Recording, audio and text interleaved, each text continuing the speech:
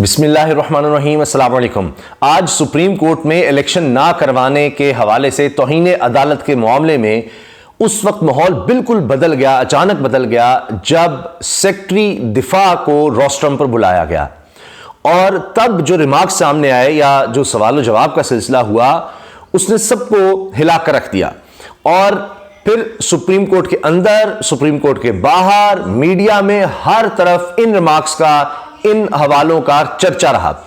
Chief justice of Pakistan Umar Ata Bandial साहब ने एक लम्हे में, या जब सेक्रेटरी दिफा को रोस्ट्रम पर बुलाया तो उस वक्त ये बात शुरू हो गई कि जी अगर आर्मी के लोग नहीं हैं अवेलेबल इलेक्शन करवाने के लिए, सिक्योरिटी देने के लिए, तो फिर नेवी और एयरफोर्स के लोग भी तो बुलाए जा सकते हैं। अब ये एक बहुत अहम मामला हो गया है, बहुत अहम मामला, क्योंकि हुकूमत ये कहती रही है कि जी कि उनके पास यानी वजीर दिफा हो या वजारत दिफा, उनकी तरफ से आता रहा है वो सिक्योरिटी नहीं दे सकते। मौजूदा हालात में ये मुमकिन नहीं है कि वो सिक्योरिटी दी जा सके। जो हमारे फौजी जवान हैं उनके ऊपर और जिम्मेदारियां हैं, वो बॉर्डर पर हैं, दीगर मामलात हैं, दहशतगर्दी के खिलाफ ऑपरेशन हो रहे हैं, ये तक कहा गया। सेक्रेटरी दिफा ने भी कहा कि जी मैं ब्रीफिंग देना चाहता हूं, कुछ हसास नौयत की मामलात है, इन कैमरा यानी खुली अदालत में नहीं, अलग से सिर्फ और सिर्फ जजेस को यह बात बताना चाहता हूं कि क्या मामला है। उस पर फिर चीफ जस्टिस ने कहा कि देख लेते हैं कि अगर जो तहरीक इंसाफ या स्पीकर असेंबली हैं उनकी तरफ से बैरिस्टर अली जफर हैं, उनको कोई एतराज तो नहीं। तो अली जफर साहब ने कहा कि जी जो मामलात हैं वो सामने बताए जा सकते हैं। तो इस पर चीफ जस्टिस ने कहा कि जी आप जो रिपोर्ट है वो दे दें, हम इसका जायजा ले लेंगे। यह भी कहा अदालत ने कि जी सेक्रेटरी दिफा, सेक्रेटरी खजाना को हम फिर नहीं बुलाएंगे, वो कुछ सवाल है उनसे हमने पूछने और बस आप लिख कर दे दें, मामला हम उनको देख लेते हैं। अब इससे दो चीजें वाजे होती हैं। एक तो ये कि अदालत, सुप्रीम कोर्ट ऑफ पाकिस्तान वाजे तौर पर चाहती है कि हर सूरत में इलेक्शन होने चाहिए, और सिक्योरिटी का जो मामला है चूंकि हुकूमत उसे भाग रही है, बहाने बना रही है, तो अदालत देख रही है कि किस तरह से सिक्योरिटी प्रोवाइड की जा सकती है।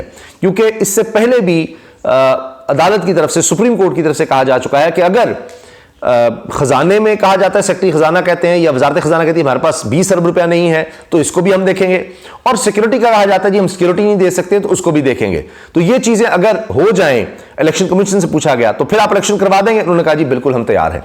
तो लिहाजा अब ये दो ही मामलात हैं। तो उसमें अब खजाने का भी मामला सबको पता है कि चीफ जस्टिस या सुप्रीम कोर्ट कह चुकी है कि जी 5% आप, क्योंकि 170 अरब रुपए का कहा गया कि जी वो पार्लियामेंट के मेंबरान में तकसीम किए गए हैं, तो 20 अरब रुपया नहीं आ सकता, फिर कुछ कट लगा दे, 5% कट लगा दे, इतना मसला तो नहीं है, ये सिर्फ बहाना है, सबको पता है। तो अब इसी तरह सिक्योरिटी का जो मामला है, शायद ये पाकिस्तान की तारीख में पहली दफा है कि यह बात हो रही है कि आर्मी की जगह, बड़ी फौज की जगह नेवी या एयरफोर्स से मदद ली जाए। क्योंकि खुद इलेक्शन कमीशन की रिपोर्ट जिसका हवाला सुप्रीम कोर्ट में आया कि जी 45% पोलिंग स्टेशन हसास हैं। अब यह हमें ज़हन में रखना है कि पाकिस्तान में इससे पहले माजी में 4 सूबों में इकट्ठे इलेक्शंस, कौमी असम्बली के भी, सूबाई असम्बलियों के भी। अब सिर्फ और सिर्फ अभी सिर्फ पंजाब ही की बात हो रही है, खैबर पख्तूनख्वा और पंजाब की हो रही है, लेकिन अगर सिर्फ पंजाब की बात करें तो हुकूमत उससे भी इनकारी है कि हम वहां भी इलेक्शंस नहीं करवा सकते। अब देखिए ये बात भी हुई है कि क्या पंजाब में भी ऑपरेशंस हो रहे हैं, तो उन्होंने कहा जी कुछ हसास मामलात हैं, नहीं बता सकते, या इस तरह की बात की सेक्रेटरी दिफा ने। तो अदालत ने कहा चले हम मुश्किल में नहीं डालेंगे, आप जो चीजें वो लिख कर दे दें। तो इससे एक चीज वाजे हो गई है कि एक इलेक्शन जो है हर सूरत सुप्रीम कोर्ट चाहती है कि हो और जल्द अज जल्द हो, आइन के मुताबिक हो। दूसरा यह कि वो अब हल निकालना चाह रही है कि सिक्योरिटी नहीं है तो उसके लिए क्या करना है। मगर इससे एक पाकिस्तान की तारीख में पहली दफा एक और रास्ता खुलेगा, देखा जाएगा कि क्या हमारी नेवी और हमारी एयरफोर्स वो ये काम कर सकती है सिक्योरिटी देने का कि इलेक्शंस जो हैं वो पुरअमन हो सकें। पुलिस इतनी ज्यादा बड़ी तादाद में हम देखते हैं, प्रोटोकॉल तो बहुत ज्यादा लेने के लिए अब 30-30 गाड़ियां तो मरीम नवाज साहबा के साथ फिर रही होती हैं, तो वो तो है, पुलिस ही नाकाफी कह दिया जाता है हमारे यहाँ। और ये अब पंजाब के लिए, एक सूबे के लिए भी हम नहीं कर पा रहे, तो ये लम्हा फिक्रिया है। लेकिन अब देखना यह है कि क्या होता है, क्योंकि ये बात भी अदालत के अंदर हुई है कि क्या सब लोग तो नहीं होते जो बॉर्डर पे डिप्लॉयड हो या ऑपरेशंस में हिस्सा ले रहे हो, कुछ रिजर्व में होते हैं या इस तरह के लोग होते हैं। तो इस पर कहा गया कि जी लेकिन उनके लिए कुछ वक्त चाहिए होता है। कि उनको भी रिजर्व फोर्स को या जिनको बुला लिया जाता है तो उनके लिए भी वक्त चाहिए होता है। तो लिहाजा अब यह बात वाज़ेह नजर आ रही है कि इस मामले का हल तो निकलना है, क्योंकि जो रिपोर्ट्स आ रही हैं, अभी वक्फा है जब मैं वीडियो बना रहा हूं, इस वक्त सुप्रीम कोर्ट में वक्फा है, तो 1 घंटे का वक्फा दिया गया। अच्छा, अब जो पार्लिमानी पार्टी के हवाले से आज नून लीग ने अपनी पार्लिमानी पार्टी का भी इजलास बुलाया हुआ है, तो वहां भी इस वक्त रिपोर्टर्स ये बता रहे हैं कि बड़ी इस वक्त परेशानी का आलम है, मायूसी का आलम है, आनिया जानिया इस तरह से बता रही हैं कि बहुत परेशान है, कोई हल नहीं मिल रहा। क्योंकि पहला धचका तो उस वक्त लगा कि पहले कह दिया था हम बायकॉट करेंगे, आकर कहा नहीं हम तो आ गए हैं। फिर इख्तलाफात नजर आ रहे हैं, क्योंकि पीपल्स पार्टी के भी वकील आ जाते हैं, नून लीग के भी वकील साहब आ जाते हैं, अकरम शेख साहब नून लीग के और Farooq H Naik peoples party के, लेकिन दीगर जमातों के नहीं आते। हुकूमत की तरफ से अटॉर्नी जनरल हैं, लेकिन दीगर जमातों की तरफ से अपने अपने वकील आए। अब उसमें एमक्यूएम नहीं हो, कहते हैं जी एमक्यूएम के कह रहे हैं कि 2 जमातों का मामला है, तो इख्तलाफात वहां भी नजर आ गए हैं। अच्छा, अब जो अहम तरीन रिमार्क्स आए हैं, यानी आप पिछली वीडियो में देख सकते हैं क्या हुआ। अब आगे जो ये मामला है उसका मैं हवाला दे देता हूं। अहम जो रिमार्क्स आए हैं अब तक वक्फे से पहले, जिन इलाकों में सिक्योरिटी सूरत हाल हसास है इनकी निशानदेही करें चीफ जस्टिस। इलेक्शन कमीशन ने 45% पोलिंग स्टेशन को हसास करार दिया है। झंग जिला पहले हसास होता था, अब नहीं है। जनूबी पंजाब और कच्चे का इलाका भी हसास तस्वुर होता है चीफ जस्टिस। इसके अलावा जनाब, अगर 20 अरब देने पड़ जाएं तो क्या खरबों रुपए के बजट वाला मुल्क नहीं दे सकता, जस्टिस मुनीब अख्तर के रिमार्क्स। रिजर्व फोर्स की तलबी के लिए वक्त दरकार होता है, सेक्रेटरी दिफा ने अदालत में बताया। रिजर्व फोर्स की तरबियत भी की जाती है, सेक्रेटरी दिफा। फौज की बड़ी तादाद बॉर्डर पर तैनात है, चीफ जस्टिस। इलेक्शन ड्यूटी के लिए लड़ने वाले एहलकारों की जरूरत नहीं होती, चीफ जस्टिस। इलेक्शन कल नहीं होने, पूरा शेड्यूल आएगा, चीफ जस्टिस ने कहा है कि वक्त मिलेगा, यह नहीं कि कल ही इलेक्शंस हो जाएंगे। बड़ी फौज मसरूफ है तो नेवी और एयरफोर्स से मदद ली जा सकती है, चीफ जस्टिस। इलेक्शन कमीशन कहता है 50% पोलिंग स्टेशन महफूज हैं, चीफ जस्टिस। फौज में हर यूनिट या शोबा जंग के लिए नहीं होता, चीफ जस्टिस। आप चंद घंटों के बाद या कल सुबह तक रिपोर्ट दे दें, चीफ जस्टिस की सेक्रेटरी दिफा को हिदायत। सेक्रेटरी खजाना फंड से मुतल्लिक आगाह करें, चीफ जस्टिस उमरता बंदयाल।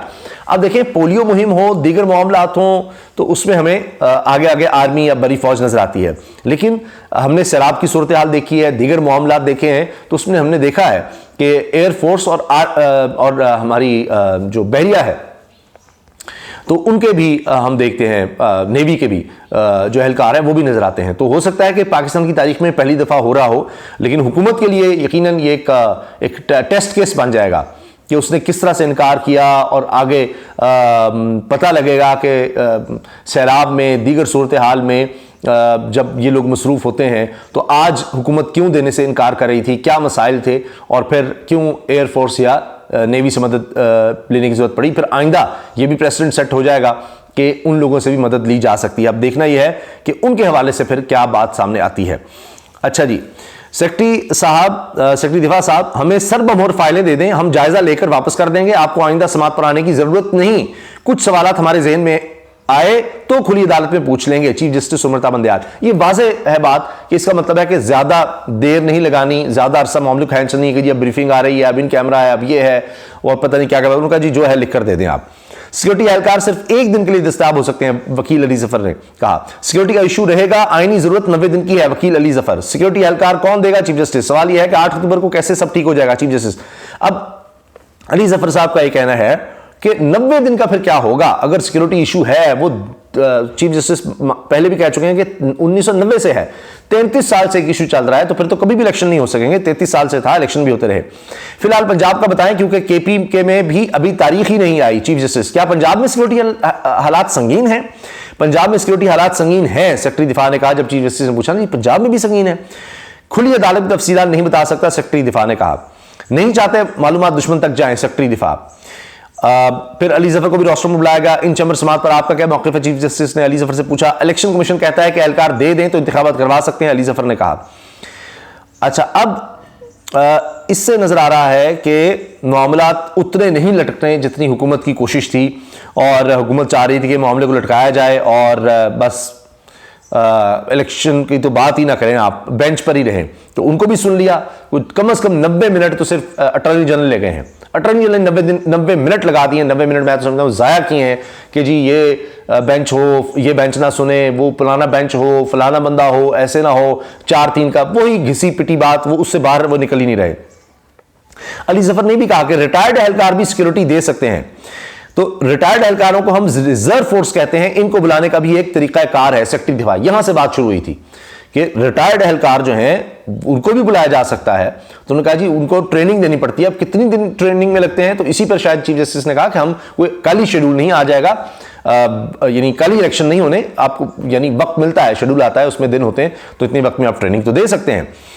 अच्छा, तो ये जनाब सारी सूरत हाल रही है और अब इसीलिए मसाइल जो हैं वो हुकूमत के लिए बढ़ते नजर आ रहे हैं।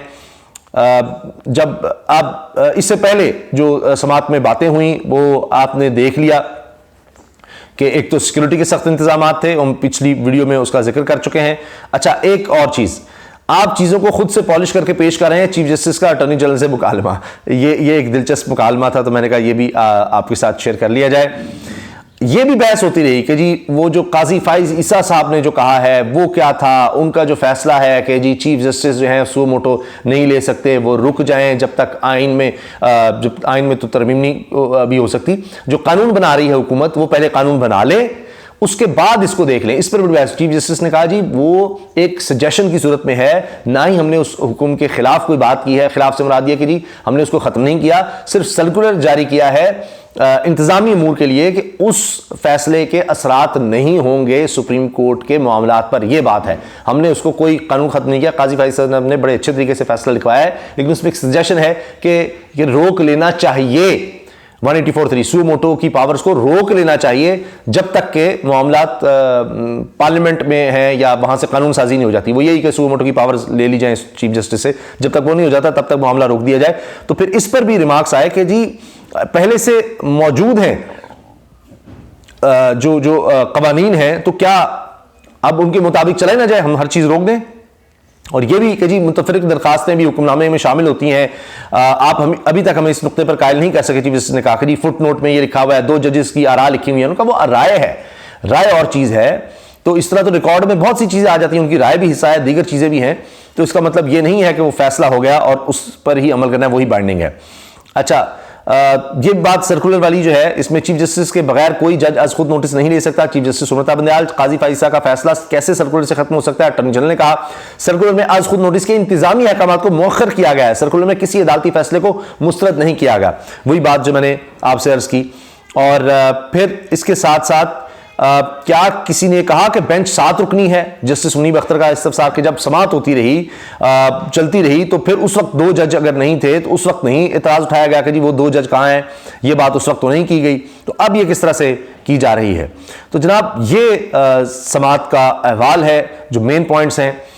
अच्छा, इसके साथ साथ जो कुछ कहा गया कि जी अभी मामला को रोक दिया जाए, उस पर मैंने आपको बताया कि वो भी बड़ा वाज़ेह कर दिया जजेस ने कि ये नहीं हो सकता कि अभी एक चीज़ हो रही है, कानून साजी भी होनी है, सारे मामला होने हैं, तो क्या हम हाथ पर हाथ रख के बैठ जाएं और किसी को आगे चलाएं ना? और जो मौजूदा कवानीन हैं उनका फिर क्या करेंगे, जो इख्तियार देते हैं चीफ जस्टिस को कि वो प्रोसीडिंग्स चलाएंगे, तो इस तरह तो फिर अदालत रुक जाएगी जब तक कि कानून साजी नहीं होती। जितने भी तो सुप्रीम कोर्ट काम करना छोड़ देगी, फिर क्या हाथ पर हाथ रख के बैठ जाएगी? तो ये भी मुमकिन नहीं है। तो जनाब नजर आ रहा है कि जितने भी बहानेबाजियां की जा रही हैं, जितनी भी बातें की जा रही हैं, उनमें ना दलील है ना वजन है, क्योंकि उनमें कानून आइन की बात ही कोई नहीं है। सुप्रीम कोर्ट वाज़ेह तौर पर जो अपना फैसला दे चुकी है कि आइन में लिखा हुआ है 90 दिन के अंदर इलेक्शंस का वो करवाने हैं। अब उसके लिए रास्ता निकाला जा रहा है कि वो किस तरह करने हैं, क्योंकि हुकूमत बहाने बना रही है। तो अब सुप्रीम कोर्ट उस रास्ते के लिए है, चाहे उसके लिए फोर्सेस चाहिए, चाहे उसके लिए रकम चाहिए, तो वाज़ेह तौर पर बता रही है। लेकिन सुप्रीम कोर्ट के बताने से हुकूमत के लिए शर्मिंदगी होगी, हुकूमत एक्सपोज होगी, क्योंकि अभी भी झूठ पकड़े जा रहे हैं, आइंदा भी और ज्यादा एक्सपोज होगी कि देखिए इन्होंने कैसे कैसे अजीब बहाने बनाए थे, मज़क्का खेज, सिर्फ इलेक्शन से भागने के लिए कि हमारे पास ये नहीं है, हमारे पास वो नहीं है। सब कुछ अवेलेबल था, सब कुछ हो सकता था, और अगर सुप्रीम कोर्ट का फैसला आ जाता है, हमें नहीं पता क्या फैसला आता है, लेकिन लग ये रहा है कि चूंकि फैसला आ चुका है तो अब ये तौहीन अदालत कार्रवाई है, तो उसमें देखा जाएगा कि भाई ये बातें हुई हैं, लिहाजा यहां से फोर्स, यहां से रकम ये आ सकती है और ये किया जाए, क्योंकि अब सुप्रीम कोर्ट ने हुक्म देना है। जिस तरह इलेक्शन कमीशन ने तो दिया नहीं अपने आईनी इख्तियार के मुताबिक, तो सुप्रीम कोर्ट हुक्म देगी कि यहां से किया जाए, और अगर नहीं किया गया तो फिर तौहीन अदालत हो जाएगी और उसकी फिर तौहीन अदालत का सिर्फ हम आगाज करेंगे। तो उसके बाद चीज़ें बड़ी क्लियर हो जाएंगी, और हुकूमत तो रास्ता नहीं दे रही, लेकिन लगता है कि सुप्रीम कोर्ट के फैसले से इंशाल्लाह रास्ता निकल रहा है और सबको, पाकिस्तान को ये होता हुआ, पूरे पाकिस्तान को, पूरी दुनिया को होता हुआ नजर आएगा कि किस तरह सुप्रीम कोर्ट ने पाकिस्तान की एक तारीख बदली कि हमेशा इस लेवल पर जब बात आती थी तो नजरिया ज़रूरत का सहारा लिया जाता था, लेकिन ये पहली दफ़ा हुआ कि supreme court, chief justice of Pakistan डट गए। वरना हमेशा अमरीत का रास्ता, आइन शिकनी का रास्ता, हमेशा हमारी बदकिस्मती है कि आला अदलिया ने उसको इंडोर्स किया, और ये पहली दफ़ा है कि जनाब अदालत, chief justice of Pakistan, supreme court, वकला, वो डट कर खड़े हो गए हैं। अल्लाह हाफ़िज़।